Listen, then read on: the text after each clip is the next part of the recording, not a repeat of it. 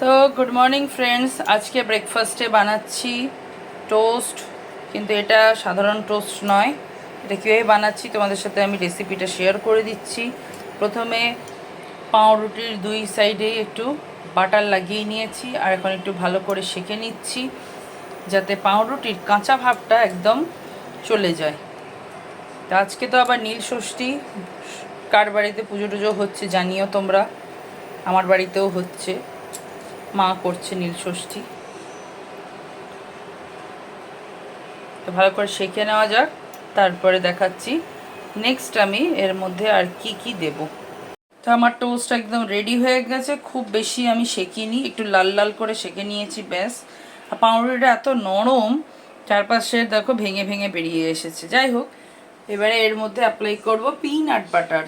এখনও প্যাকটা কিন্তু নতুন, খোলাই হয়নি, আর এটা খেয়ে নিতে হবে। এটা ডেটও দেখছি, এই যে মে মাস অবধি, 4 মে। তো এপ্রিল তো চলছেই। যাই হোক, ছোট আছে, অসুবিধা নেই, খেয়ে নেওয়া যাবে। তো এখন আমি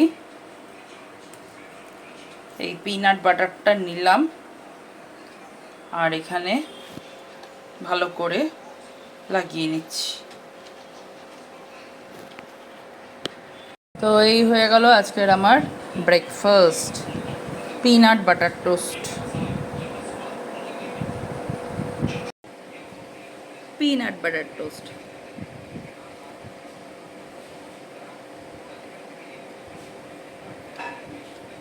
বেশ ক্রাঞ্চি ব্রেডটা, তার সাথে বাটারের টেস্ট, আর আছে পিনাট বাটার, দারুণ খেতে।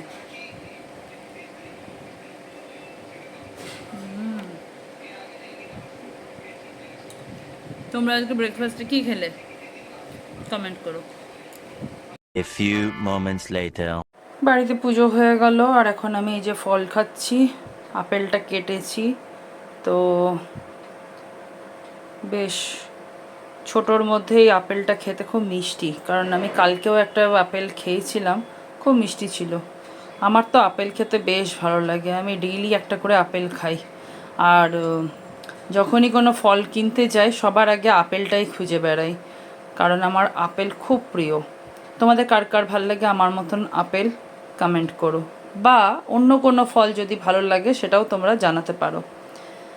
তো এখন আমি এই দুপুরবেলা একটু আপেল খাবো, আপেল খেয়ে চান করে তারপর লাঞ্চ করব। টাইম আছে, তো ব্রেকফাস্টের পর একটা ফল খাওয়া উচিত। আমি ব্রেকফাস্টের সাথে ফল খুব কম খাই, তো এখন আমি এই আপেলটা খাবো, তারপর চান করতে যাব।